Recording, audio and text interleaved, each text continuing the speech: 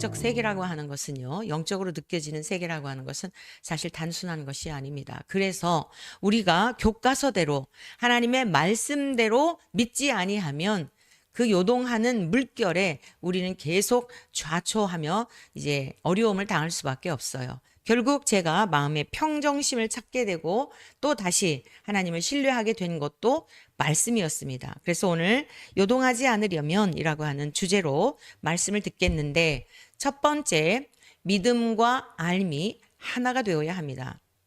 자, 여러분, 저와 여러분들만이 믿음이 있는 게 아니에요. 무신론자들도 다 자기 나름대로의 믿음을 갖고 살아갑니다. 예를 들어서 우리가 하루 동안에 대중교통을 이용하잖아요. 100%, 1000%, 1000% 믿음으로 이용한다는 거 아십니까? 내가 지금 버스를 탔는데 이 기사가 정신질환자여서 얼마쯤 가다가 막 어디에다가 이 처박을 거야. 이 운전 미숙으로 뭐 할 거야 하면 절대 그 버스 못 합니다. 지하철 탈 때도요. 안전하게 전혀 생각지도 않죠. 내가 내려야 할 곳만 생각하는 거예요. 다 믿음으로, 여러분, 그 저변에 믿음으로 우리가 다 행하고 있는 겁니다. 식당에 가서 여러분들이 식사를 할 때가 있죠. 그런데 주인이 만약에 이 음식에다 독약을 넣었으면 어떡하지? 못 먹습니다. 우리는 전부 믿음으로 행하고 있는 거예요. 그런데 중요한 것은 뭐예요? 정말 믿어야 할 하나님만을 믿지는 않아요. 하나님을 믿는다고 하면서도 어떤 상황에 접하게 되면 여전히 믿음은 다 어디로 가고, 내가 신뢰했던 그 하나님 어디 계신 거야? 여러분, 이게 우리들의 모습이라는 사실을 동의하십니까? 다른 것은 다 믿는다고요. 식당에 가서도 여러분, 심지어 사기꾼에게 사기를 당하는 사람도요. 다 그 사람을 신뢰하였기 때문에 사기를 당하는 거예요. 자기가 가지고 있었던 거 다 주는 거예요. 그런데 우리를 지으신 하나님만은 참 이상하게 신뢰하지 못한다는 거죠. 오늘 본문 말씀입니다. 에베소서 4장 13절 14절 말씀을 중심해서 우리가 함께 배울 것인데, 에베소서 4장 13절의 말씀입니다. 우리가 다 하나님의 아들을 믿는 것과 아는 일에 하나가 되어 온전한 사람을 이루어 그리스도의 장성한 분량이 충만한 데까지 이르리니 라고 증거하고 있습니다. 믿음과 아는 일에 하나가 되어야 하는데, 하나님의 아들을 믿는 것과 아는 것, 하나님의 아들 예수 그리스도를 말씀하고 있는 거죠. 그 예수님을 믿는다면 그 믿음의 주체이신 예수님에 대하여 아는 일에 각각이 아니라 하나가 될 때 온전한 사람을 이루게 된다, 이런 말씀입니다. 여러분, 제가 강의하는 내용 가운데 삼위일체 하나님에 대한 것을 굉장히 강조하고 있는 것을 기억하실 것입니다. 결국 이 성경의 창세기에서부터 요한계시록까지의 내용은 삼위일체 하나님의 활동들이에요. 삼위일체 하나님이 계획하시고 친히 이루신 일에 대한 것들을 기록하고 있어요. 그리고 그 삼위일체 하나님을 경험한 사람들에 의하여 기록된 말씀이 지금까지도 살아서 믿는 자들에 의하여 역사하고 있다는 사실을 여러분 아십니까? 성부와 성자와 성령 삼위일체 하나님이 유기체적으로 계속적으로 지금도 활동하고 계신 거예요. 세상이 창조되기 전부터 계획하셨을 뿐 아니라 그 일들을 지금도 계속하여 활동하고 계시는 내용인 것입니다. 자, 그래서 예수님을 믿는다. 그분이 어떤 분인지를 안다. 이것이 그냥 막연한 관념적이거나 추상적인 것이 아니라 하나가 될 때, 그 믿음과 알미 하나가 될 때 온전한 그리스도인으로서, 그러니까 본래적 형상 우리가 잃어버렸죠. 아담의 범죄 이후에 하나님의 형상과 모양을 따라 지음받았던 그 모습이 이게 상실이 된 거예요. 그건 사랑의 형상이죠.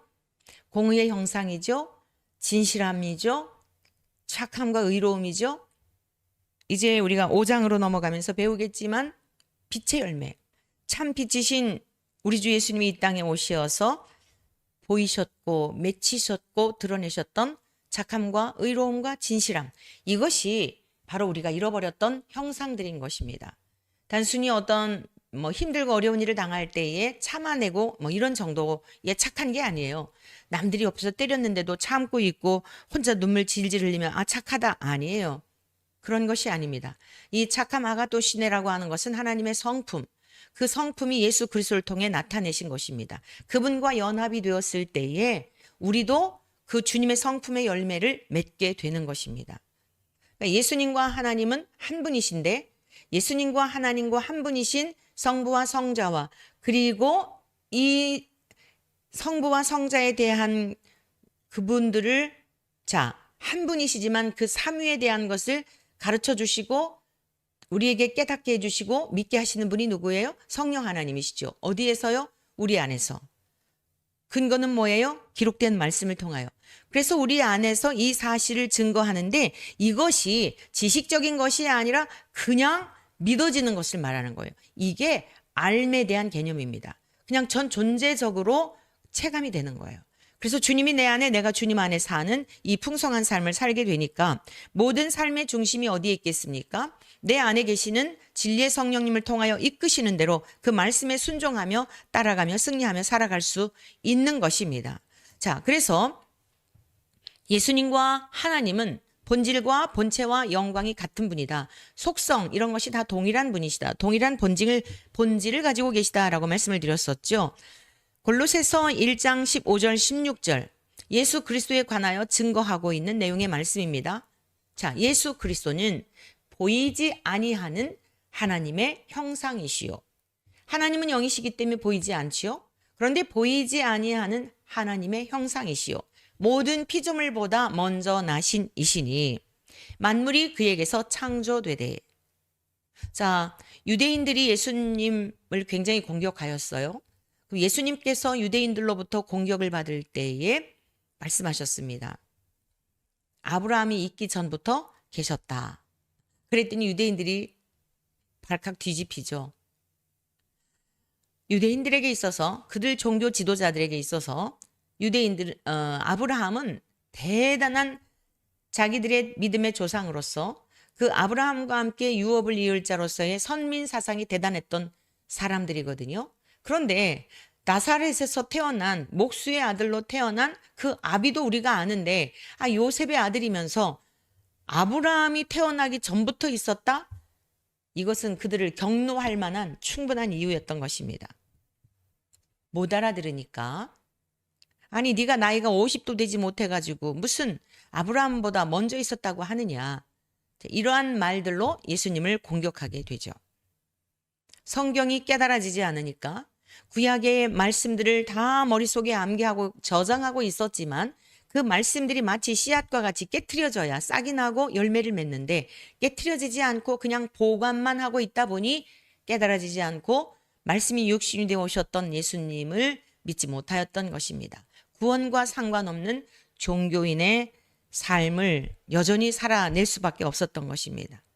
우리는 종교인으로 부르신 것이 아니라 그리스도인으로서 예수 그리스도와 함께 연합한 자가 되어 하나님의 나라를 유업으로 이을 자로 부름받은 존귀한 하나님의 권속들인 줄로 믿습니다. 예수 그리스도는 보이지 아니하는 하나님의 형상이시다. 이 말씀에 대하여 골로새 교회의 바울이 증언하였지만 우리 예수님께서는요 친히 자신에 대하여 내가 누구인지에 대하여 말씀하셨습니다. 요한복음 14장 6절에서 7절의 말씀이죠. 예수께서 이르시되 내가 곧 길이요 진리요 생명이니 나로 말미암지 않고는 아버지께로 올 자가 없느니라. 너희가 나를 알았더라면 내 아버지도 알았으리로다. 이제부터는 너희가 그를 알았고 또 보았느니라. 이게 무슨 말씀이죠? 어떠한 배경 속에서 이 말씀을 하신 거죠? 요한복음 14장은 유언설교이죠. 앞부분에서 예수님이 제자들의 마음을 다 읽어내셨어요. 우리를 창조하신 하나님의 창조적 본질이 그대로 있기 때문에 제자들의 마음에 근심이 있는 것을 알고 계셨습니다. 그리고 앞으로 이들이 근심할 수밖에 없는 것도 알고 계셨습니다. 현재도 미래도 알고 계신 거예요. 왜 그들이 근심하였지요? 제자들은 자신들의 모든 것을 다 걸기하고 주님을 따랐던 자들입니다. 주님을 따랐던 의도가 무엇인가 하면 영원한 천국을 소망하며 따른 것이 아니었습니다. 하나님의 통치를 받으며 내 자아를 죽이고 내 죄에 대한 육성을 죽이고 오직 예수 그리스도로 죽고 예수 그리스도로 살기 위한 오늘날과 같이 성령님을 통하여 우리에게 깨닫게 하여 주신 이 기록된 말씀과 같은 그런 내용의 믿음이 아니었던 것이에요. 로마의 속국으로부터 자유함을 얻는데 지도자가 필요했었어요.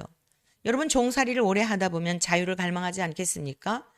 그래서 이제 분명히 이스라엘에 다윗과 같은 대단한 지도력을 가진 메시아가 나타날 것인데, 물론 정치적인 메시아이죠. 그 메시아가 나타나게 되면 이스라엘 나라를 새롭게 할 때가 올 것이다. 저 로마의 황제를 다 쳐부수고 군대를 다 전멸시킨 다음에 이제 우리 이스라엘의 과거의 다윗 왕을 통하여서 그 부귀와 영화를 누렸던 전성기와 같은 그러한 나라가 도래할 것을 기대하며 예수님을 따랐던 것입니다. 자기들의 직업, 더 좋은 직업이 있는데 그 뭐 고기 잡는 게 뭐가 아까웠겠어요. 그래서 베드로가 예수님이 그 고난을 당하실 것에 대한 예고를 하실 때마다 항변하듯이 대들듯이 분하여 했던 게 바로 저변에 그런 의도가 있었기 때문이에요. 이분이 살아계셔야 하고 이분이 이 세상에서 왕이 되어야 내가 정치적인 한자리를 할 텐데, 선지자들이 예언한 대로 인자는 죽을 거다. 서기관들과 바리새인들에 의하여 내가 죽임을 당할 거야. 용납할 수 없었던 제자들 입장에서는 절대로 이런 일이 있으면 안 되는 것이었습니다. 왜 그러냐? 예수님을 위한 게 아니었어요. 자신들을 위한 것이었습니다. 그래서 예수님이 세 차례나 그 십자가에서 고난 당하실 것을 예고하셨거든요. 그 제자들의 마음속에 마음이 굉장히 불편할 것 아니었겠습니까? 그러니까 염려하고 근심했던 것입니다. 그리고 앞으로는 더 엄청난 일들이 일어날 것이기 때문에 예고하셨을 때에 내가 이제 왔던 것으로 갈 것인데 너희는 마음에 근심하지 말라. 하나님을 믿으니, 유대인으로서 그들은 하나님을 절대적인 신으로 믿고 있었잖아요. 그 하나님을 믿으니 또 나를 믿으라 라고 말씀하신 거예요. 내가 이제 너희를 위하여 거처를 예배하러 가노니 가서 너희를 위해 처소를 예비하면 내가 다시 와서 너희도 나 있는 곳에 있게 하리라. 내 아버지 집에 거할 곳이 많도다. 이런 말씀을 하신 거예요. 그러니까 도마가 그 길이 어딘데요? 라고 물은 거죠. 그래서 주님이 말씀하신대. 아버지께로 가는 그 길에 대한 것을 설명해 주신 거예요. 내가 곧 길이요? 하나님께로 가는 길이라는 거죠. 생명이다. 내가 곧 생명이기 때문에 너희가 나를 믿는다면 생명을 얻겠고 또 나로 말미암지 않고는 아버지께로 올 자도 없다. 이렇게 말씀하셨던 겁니다. 그리고 너희가 나를 보았으면, 너희가 나를 알았더라면 내 아버지도 알게 된 것이고 너희가 나를 보았다면 내 아버지도 본 것이다.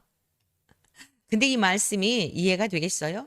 지금 이 시대에도 이 말씀이 이해가 안 되는 교인들이 허다한데 예수님의 얼굴을 직접 보면서도 못 알아듣는 내용이었던 거예요. 그래서 제자 중 빌립이 이렇게 또 다시 질문을 하죠. 아버지를 보여주십시오. 그랬더니 요한복음 14장 8절에서 9절의 말씀입니다. 빌립이 이르되 주여 아버지를 우리에게 보여주옵소서. 그리하면 족하겠나이다. 그리하면 우리가 알겠나이다. 이해할 수 있겠나이다. 예수님이 말씀하십니다. 빌립아, 내가 이렇게 오래 너희와 함께 있으되 내가 나를 알지 못하느냐? 나를 본 자는 아버지를 보았거늘 어찌하여 아버지를 보이라 하느냐? 예수님이 보이신 모든 것은 하나님 아버지의 능력이셨습니다. 예수님이 행하신 모든 것은 하나님의 것을 드러내신 거예요. 그래서 주님이 말씀하신 게 그 내용입니다. 너희가 나를 보았다면 아버지를 본 것이야. 너희들이 나를 안다면 그것은 하나님을 아는 것이야. 왜 그러죠? 하나님의 것을 가지고 하시는 일이기 때문입니다. 그런데 이것을 알지 못하고 보지 못하니까 보여달라고 그러는 거예요. 쥐어주는데도 이해가 안 되는 거예요. 도대체 이게 뭔지를 모르는 거예요. 그래서 주님이 어찌하여 아버지를 보이라 하느냐? 나를 본 자는 아버지를 보았거늘 이라고 말씀하신 겁니다. 14장 10절에서 11절의 말씀입니다. 다시 예수님이 말씀하셨습니다. 내가 아버지 안에 거하고 아버지는 내 안에 계신 것을 내가 믿지 아니하느냐? 내가 너희에게 이르는 말은 스스로 하는 것이 아니라 아버지께서 내 안에 계셔서 그의 일을 하시는 것이라. 내가 아버지 안에 거하고 아버지께서 내 안에 계심을 믿으라. 그렇지 못하겠거든 행하는 그 일로 말미암아 나를 믿으라. 네. 자, 제자들이 오늘 우리 이 시대를 살아가는 우리들하고 다른 게 무엇이냐면 태생적으로 성부 하나님의 능력에 대해서 다 알고 있는 자들이에요. 구약에 기록된 말씀을 통하여 또 이 자신들의 역사, 이스라엘의 역사를 통하여 하나님이 그 민족 가운데 어떤 일들을 행하셨는지 그들은 이미 머리로 알고 있었기 때문에 그 알고 있는 지식적인 것을 예수님은 실제가 되어 보여주신 거예요. 그런데도 어떻습니까? 그 하나님의 능력이 예수님과 동일하여 하신 일인데도 불구하고 이해가 안 되었던 것입니다. 그래서 제자들에게 내가 행하는 모든 일, 그것은 곧 아버지께서 내 안에 계심으로 내가 아버지의 일을, 아버지의 힘을 빌어 하는 것이다 라고 말씀하시며 그 일로 말미암아 내가 누구인지 믿으라. 하늘로부터 온 너희들을 구속하기 위한 속죄 제물로 이 땅에 온 구원자인 것을 믿으라 라고 하는 말씀을 전하신 겁니다. 이 말씀들이 이후에 성령님이 오셨을 때, 성령의 충만함을 입었을 때 다 깨닫게 되었죠. 다 믿어지게 된 거예요. 그리고 오늘날 이렇게 복음서가 기록이 되고 또 신약의 성경들 증인들에 의하여 이 말씀이 기록되어 저와 여러분들에게까지 이 사실적인 역사적인 진리의 말씀이 계속 우리들에게 전파되고 있는 것입니다. 자, 우리가 요동하지 않으려면 인생길에 여러 가지 풍랑을 만나고 어려운 일이 있지만 요동하지 않으려면 믿음과 알미, 내가 하나님을 믿는다고 하는 믿음이 기록된 진리의 말씀을 아는 것, 지식적인 알미 아닙니다. 존재 자체로 아는 것이 하나가 될 때에 요동했다 할지라도 다시 제자리로 돌아와서 여러분 우리가 끝까지 갈 수 있는 거예요. 여러분이 지금 기억해야 될 게 뭐냐면 우리는 예수님을 믿기 때문에 요동조차 하지 않는다. 아니죠. 여러분 우리는 요동하는 게 당연한 거예요. 예수님 보십시오. 십자가에서 처형을 당하실 때 어떠한 외침을 외치셨죠? 엘리 엘리 라마 사박다니 나의 하나님 어찌하여 나를 버리시나이까라고 외치셨던 것을 잊으시면 안 됩니다. 육체를 입고 계셨기 때문에 육체의 고통도 경험하셨고 슬픔도 경험하신 거예요. 어떤 일이 있어도 전혀 태연자약하고 흔들리지 않고 요동하지 않고 염려도 없고 근심도 없고 그건 있을 수 없는 일이에요. 중요한 건 뭐예요? 계속적으로 믿음을 붙들고 나가는 거예요. 그 믿음의 근거가 뭐라고요? 하나님의 말씀. 말씀이 육신이 되신 예수 그리스도.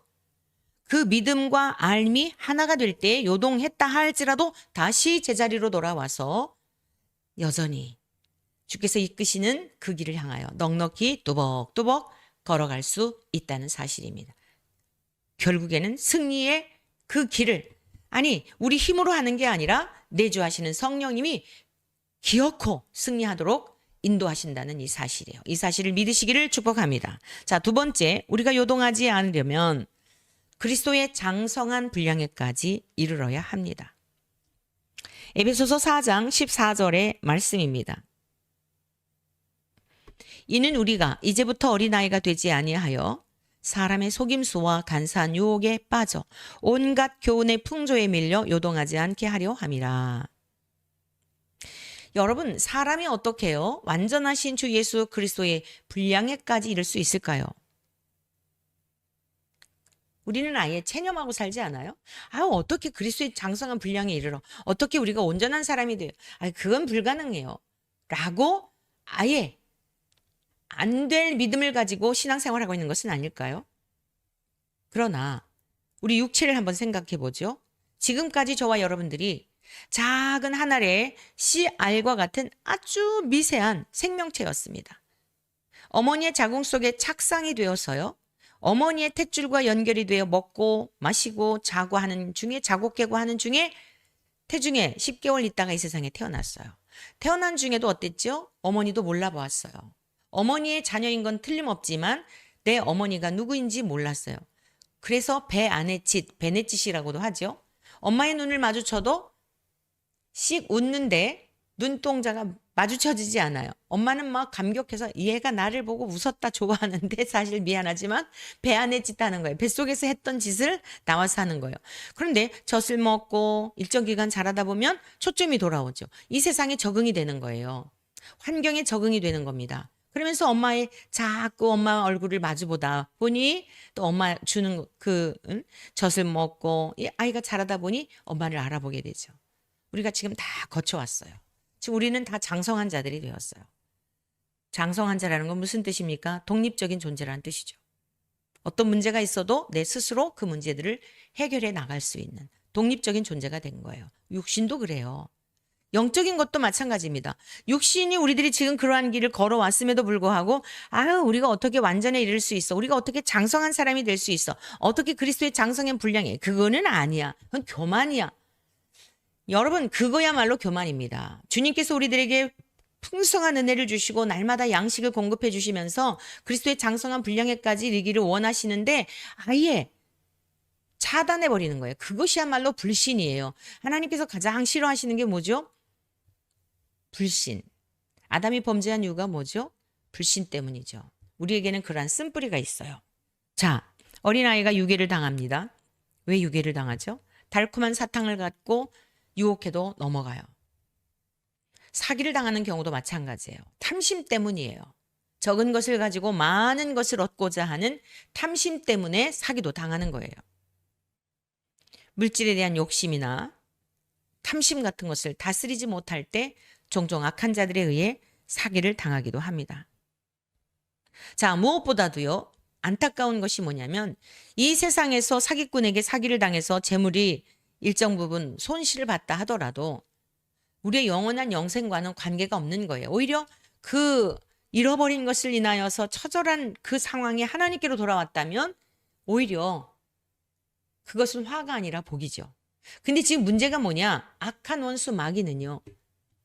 영혼들이 예수 그리스도의 피 값으로 사내어 하나님의 자녀가 된 하나님의 백성들이 구원에 이르지 못하게 하려고 세상을 창조하신 이래로 계속적으로 하나님의 피조물인 인간을 미혹하고 있다는 사실이에요.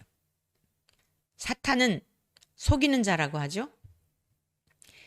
디아볼로스라고 하는 것은, 이 마귀라고 하는 것은 속이는 자, 거짓말하는 자, 이간질하는 자, 간교한 방법으로 진리를 가장하여 하나님의 관계, 하나님과 하나님이 택하신 자녀와의 관계를 차단하고 불신하게 하고 의심하게 하고 오히려 막 하나님을 향하여 대적하게 하고 마귀가 주는 생각을 여러분 뿌리치지 아니하면 계속 거기에 빠지는 거예요.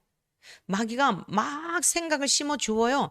불안한 생각, 두려운 생각, 염려, 근심 이 생각을 가지고 막 부어줍니다. 어떤 상황 속에서 막 그런 마음을 부어주는데 이게 감당이 안 되는 거예요. 그 생각을 물리치는 능력이 뭐라고요? 다시 우리의 마음을 고정하여 모든 내 인생의 삶의 주권이 하나님께 있습니다. 살든지 죽든지 우리가 흥하든지 망하든지 하나님의 주권하에 있다는 사실을 인정합니다. 주님 뜻대로 행하시옵소서. 우리 주님께서 고난당하시기 전에 기도를 드릴 때 할 수만 있으면 이 잔을 내게서 옮기시옵소서라고 기도를 드리셨죠. 그런데 결론적인 기도는 어떤 내용이죠? 그러나 내 뜻대로 마옵시고 아버지의 뜻대로 되기를 원한다라고 하는 것이 결론이에요. 우리는 인생길 요동하는 일이 있다고요. 남편의 건강의 문제로 인하여서 자녀가 갑자기 멀리 이제 그것도 본인이 원해서 뭐 가고 싶다고 해서 그러한 일들을 당할 때 목사일지라도 생각지 않은 일들이 뒤틀리게 되면 요동하게 되고 불안하게 되고 근심하게 되고 잠이 안 오고 이거는 이런 중에 애미가 이거 잠을 잘 잔다는 거는 이거는 있을 수 없는 일이다. 또 이런 생각까지 주는 거예요. 또 한편으로는 주님 제가 지금 너무 피곤해서 내일 일정들이 여러 가지 해야 할 일이 있는데 잠을 자야 해요. 그러니 잠 좀 재워주세요. 이랬다가도 야 네가 지금 이게 지금 잠잘 시간이냐? 이런 생각으로 막 싸우는 거예요. 이길 수 있는 힘이 뭐라고요? 하나님을 신뢰하는 거예요. 모든 주권에 대한 것이 이 또한 이런 환경도 하나님이 허락하셨다라고 하는 것을 인정하며 아버지께 위임하여 드리는 거. 신뢰하는 거. 여러분, 우리가 자라온 과정을 잠깐 다시 한번 살펴본다면 아이들의 특징은 뭐냐면요. 당장 배고픈데 막 안 주면 막 울어요. 내가 당장 갖고 싶은데 그게 없으면 막 그냥 발을 동동 구르면서도 울어요. 어른은 어떤 특징이 있죠? 지금 힘들고 어려워도 잘 참아내죠. 여러분, 가장으로서의 그 힘이 어디 있죠? 권위가 어디 있는 거죠? 수술을 해서 얼굴이 다 부어가지고 멍이 들고 시퍼런데도 여러분, 그런데도 불구하고 남들이 나를 어떻게 보든지 말든지 왜요? 내게 주어진 짐이 있기 때문에, 내 가족들에 대한 책임이 있기 때문에 장성한 자 아니겠어요? 육신적으로 장성한 자예요. 영적으로 장성한 자가 어떻다고요? 어떤 어려움이 있어도 누가 뭐라고 해도 누가 비난을 해도 오해를 해도 꿋꿋하게 내가 걸어가야 할 그 길을 가는 것이에요. 장성하다라고 하는 것을 자꾸만 우리는 완전하고 거짓말도 안 하고 실수도 안 하고 뭐 흔들리지도 않고 자꾸 우리 나름대로의 신앙의 관점에서 틀을 갖고 어떻게 우리가 그렇게 그래. 어떻게 우리가 거짓말 안 할 수 있고 어떻게 우리가 요동하지 않을 수 있고 그래. 그건 가능하지 않아.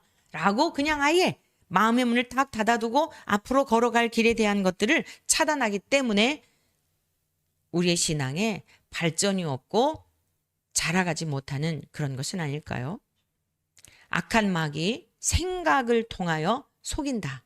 생각을 통하여 역사한다. 이것을 꼭 기억하시고 그러한 생각이 있었다 할지라도 착상되지 못하도록 여러분의 인격으로 그 생각이 여러분을 주장하지 못하도록 다스리는 저와 여러분 되시기를 축복합니다. 자, 우리가 요동하지 않으려면 어떻게 해야 하느냐? 그러면 마귀에게 속지 않으려면 어떻게 해야 되느냐? 지금 이 시대는 굉장히 미혹을 하는 시대거든요. 결국에는 미혹하는 사람들에 의하여, 회방꾼에 의하여 우리가 어려움을 당하는 거예요. 다니엘이 바벨론의 포로로 잡혀갔을 때에 그는 하루에 3번씩 유대인으로서 습관을 따라, 우리 주님도 그 습관을 따라 계속 기도하셨죠. 습관을 따라서 예루살렘 성을 향하여 창문을 열고 기도를 했습니다. 그 기도의 내용이 무엇이었냐면 자신을 위한 게 아니었어요. 물론 자신을 위한 기도였지만 철저하게 죄에 대한 회개의 기도였어요. 나의 죄를 위하여, 백성의 죄를 위하여, 민족의 죄를 위하여, 국가적인 총체적인 죄를 위하여 하나님 앞에 작정하고 기도하려고 마음을 먹었을 때에 다니엘서 9장에 보면요. 그가 기도하려고 작정한 순간 하나님께서 응답을 하셨어요. 여러분, 우리에게 기도해야 되겠다. 이러이러해야 되겠다. 그 의도가 선한 것이라면, 내 욕심에 의한 것이 아니라 선한 것이라면 그 마음 또한 하나님이 부어주신 것인 줄로 믿습니다. 그리고 기도하기로 결심한 순간 하나님께서 이미 하늘에서 결제가 떨어진 줄로 믿습니다. 그런데 문제가 뭐죠? 그 결제가 떨어져서 눈앞에 보여지게 되면 하나님이 영광을 받으시잖아요. 주변이 달라지게 되잖아요. 국가적으로 놀라운 역사가 일어나잖아요. 그러니까 영물인 마귀는요, 미혹하는 자, 마귀는 그걸 알아요. 그래서 그 하나님께서 결제하신 기도의 응답을 사람에게 보이지 못하도록, 그래서 바사국군이 나타나가지고 천상에서 싸움이, 이 하늘에서 공중에서 싸움이 있었다 그랬죠. 미가엘 천사장이 나타나서 그 싸움하는 시간이 언제였느냐, 며칠이 걸렸느냐? 21일이 걸린 거예요. 다니엘 21일 기도라고 하는 것은 그곳에서부터 출발이 된 거예요. 그 작정하고 기도를 시작하였는데 이미 하나님의 응답이 떨어졌는데 그 응답의 선물이 눈앞에 보여지기까지 회방하는 거죠. 끝까지 기도하였단 말이에요. 언제까지요? 승리할 때까지. 악한 원수 마귀의 세력을 이길 때까지. 그 기간이 20일이었다. 자, 오늘 이 시대에 우리가 요동하면서 침륜에 빠지고 아예 그리스도의 사랑에서 떨어져 나가게 하려는 이 사악한 이러한 이 지도자들, 이게 지금 굉장히 심각한 문제예요. 그러니까 요동하지 않으려면, 미혹을 받지 않으려면 영적으로 3번째, 열매를 보고 분별해야 합니다. 내 믿음을 지키는 것, 내 성경을 직접 보면서 우리가 이건 굉장히 중요한데 중요한 건 뭐죠? 혼자서 스스로 신앙생활할 수가 없잖아요. 그러다가 보니까 어때요? 누군가 나를 가르쳐주는 지도자를 찾게 되어 있잖아요. 근데 누가 진짜이고 누가 가짜인지 이게 이해하기가 힘들잖아요. 지금 이 시대는 뭐 무차별적으로 유튜브를 통해서요. 얼마나 많은 정보가 쏟아지고 얼마나 많은 그리고 이제 개인 방송이 가능한 시대가 됐잖아요. 그래서 지금 저도 개인 방송 하고 있는 거잖아요. 그러니까 별의별 사람들이 기가 막혀요. 내용들을 보면. 정말 기가 막혀요. 그런데 사람들은 열광들을 해요. 참된 진리를 선포하는 곳엔 관심이 없고요. 예나 지금이나 우리 주님이 계셨을 때나 이때나 사도들이 활동할 때나 이때나 초대교회 때나 이때나 3천 명, 5천 명 회개하고 돌아온 사람들은 예수님이 복음을 전했고 예수님에게서 떡을 먹었고 예수님을 등졌던 그 사람들 제자들이 나가서 거둬들인 거고요. 그 다음부터는 계속 박해가 있었고요. 흩어졌고요. 오늘은 이곳 내일은 저곳 한 영혼을 구원하기 위해서 그게 초대교회 역사이고 기독교 역사입니다. 오늘날과 같이 이렇지 않아요. 착각하시면 안 돼요. 사람의 수가 많이 몰린다고 해서 좋죠. 확률적으로 많은 사람들에게 복음을 전할 수 있는 그런 기회가 있으니까 그건 굉장히 바람직한 거예요. 중요한 건 뭐냐? 거짓된 복음을 전하기 때문에 문제인 거예요. 마태복음 7장 15절에서 17절 예수님께서 참과 거짓을 분별하는 기준을 명확하게 말씀해 주셨어요. 거짓 선지자들을 삼가라. 양의 옷을 입고 너희에게 나오나 속에는 노략질하는 일이라. 겉을 보고 우린 판단하죠.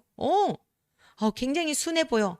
진짜 정말 와 진짜 같아. 참 선지자 같아. 뭐 가지고요? 겉에 입은 옷을 가지고. 이 옷이라는 게 뭐죠? 보여지는 것 가지고.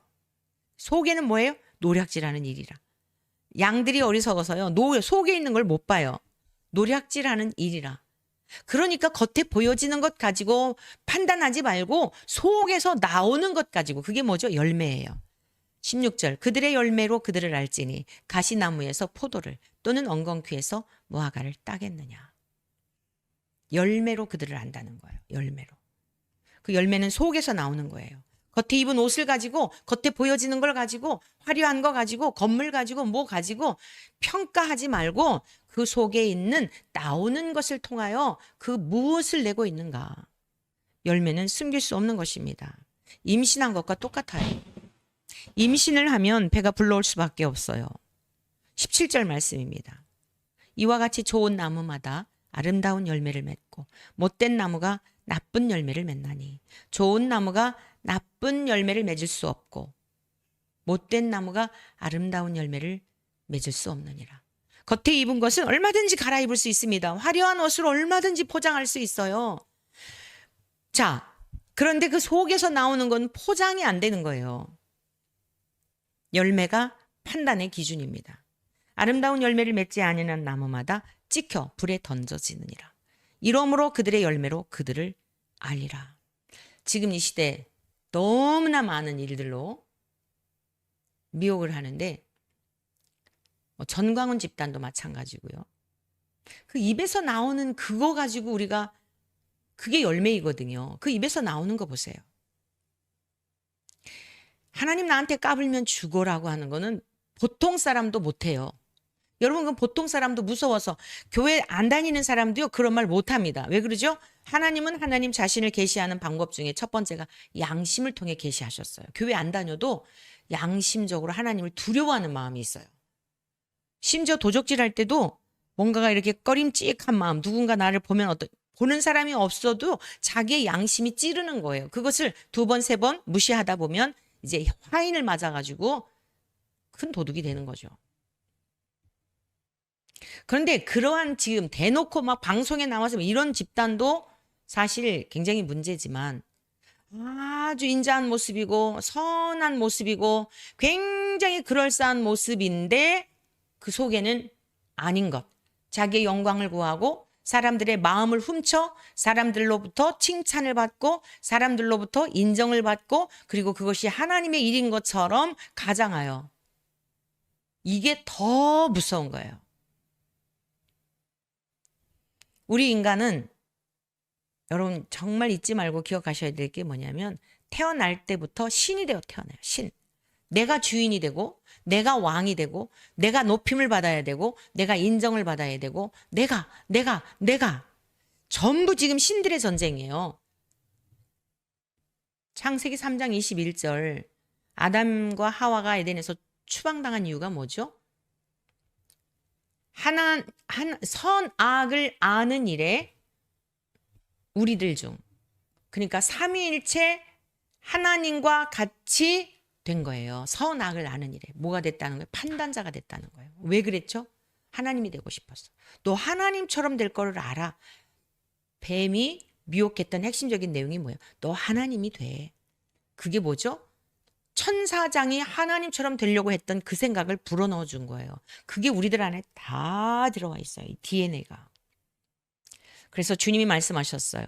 마태복음 12장 34절에서 37절의 말씀인데요. 독사의 자식들아. 독사, 뱀, 마귀, 사탄, 옛뱀, 용 다 같은 동의어예요. 요한복음 8장 44절에서 유대 종교 지도자들에게 주님이 말씀하셨죠. 너희는 너희 아비 마귀에게서 났다. 그게 무슨 뜻이에요? 마귀가 주는 생각을 따라서 살 수밖에 없는 DNA가 우리에게 있다.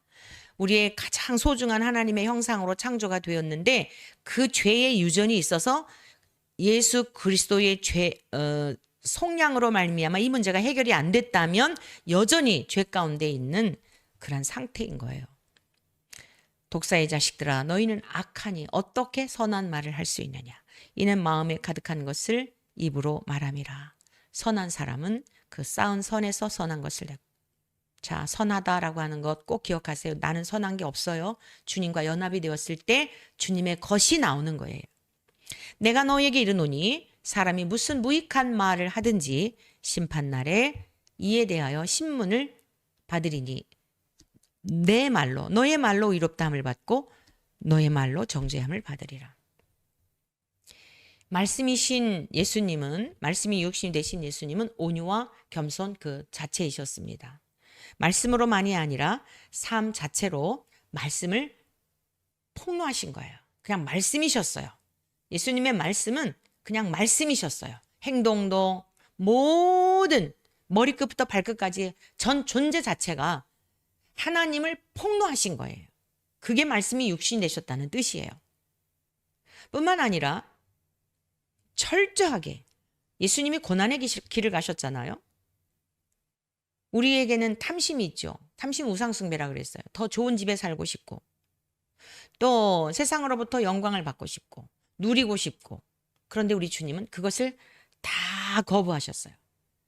우리가 그토록 평수 몇 평 있으면 또 넓어 이런 걸 원하지만 머리 둘 곳 하나 갖지 아니하시고 전부 그러니까 말씀으로만이 아니라 실제 삶으로 이 삶이 가능한지 너희들도 가능해 라고 보여주신 거예요.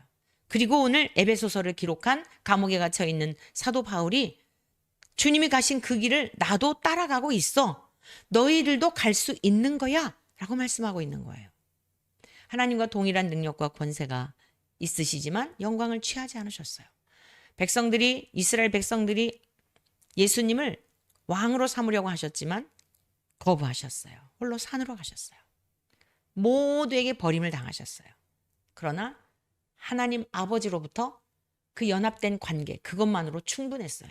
이것이 본래 하나님이 아담을 창조하신 목적이에요. 첫사람 아담은 하나님의 말씀을 불신하고 불순종하여 실패하였지만 두 번째 아담으로 오신 참 사람이며 참 인간이신 예수님과 연합된 자들인 저와 여러분들은 육체 가운데 태어났으나 성령으로 다시 태어나서 우리 안에 내주하시는 성령님을 통해 능히 우리 주님이 사셨던 그 삶을 바울이 살았던 그 삶을 이 시대인 저와 여러분들도 말씀에 순복하며 살아낼 수 있음에 대한 것을 보여주신 것입니다. 사랑하는 하늘가족 여러분, 요동하는 것 죄가 아니에요. 저도 경험했어요. 하나님의 깊은 은혜를 더 경험했어요. 너무 많은 은혜를 경험했어요. 영적으로 어둠의 시간이 있었지만 요동하는 시간이 있었지만 우리 딸아이로 인해서 저 먼 이국 땅에서 이거 어떻게 하면 좋아? 막 오만 가지 생각으로 잠깐 그런 시간들이 있었지만 그에 못지않은 풍성한 하나님의 은혜를 경험하며 하나님이 나를 얼마나 귀중히 여기시는지 육신의 애미가 자식을 향한 그 사랑의 마음 내가 무엇인가 막 해줄 수 없는 이거 어쩔 수가 없잖아요. 멀리 있으니까. 많은 여러 가지 일들이 있었으나 중요한 건 뭐예요? 결과적인 건 뭐예요? 하나님의 풍성하신 은혜를 경험한 거예요. 더 신뢰하게 된 것이에요. 이것이 하나님이 행하시는 일들입니다. 오늘 여러분의 삶의 정황은 어떻습니까? 앞으로 살아가는 인생길은 어떠할까요? 우리가 흔들리는 시간도 영적 근력을 키우는 시간입니다. 우리의 연약함을 발견하는 시간이고 자랑할 것이 없음에 대한 것을 고백하는 시간입니다. 오직 주님만을 신뢰할 수 있는 나는 아무것도 아니다라고 하는 것은 내 안에 선한 것이 정말 전혀 없다라고 하는 것을 고백하게 하는 결국 우리들의 더 영혼을 깨끗게 하는 시간인 것입니다. 요동할지라도 낙심하지 말고 믿음과 알미 하나가 되고 그리스도의 장성한 분량에 이르는 것이 목표가 되어야 할 것이며 그리고 미혹 당하지 않도록 악한 원수마귀가 여러 가지 생각을 통하여 우리를 미혹하고자 할 때 미혹당하지 않도록 더욱 하나님의 말씀의 터 위에 견고히 세워서 끝까지 승리의 삶을 살아가는 우리 모두 되시기를 주님의 이름으로 간절히 축복합니다.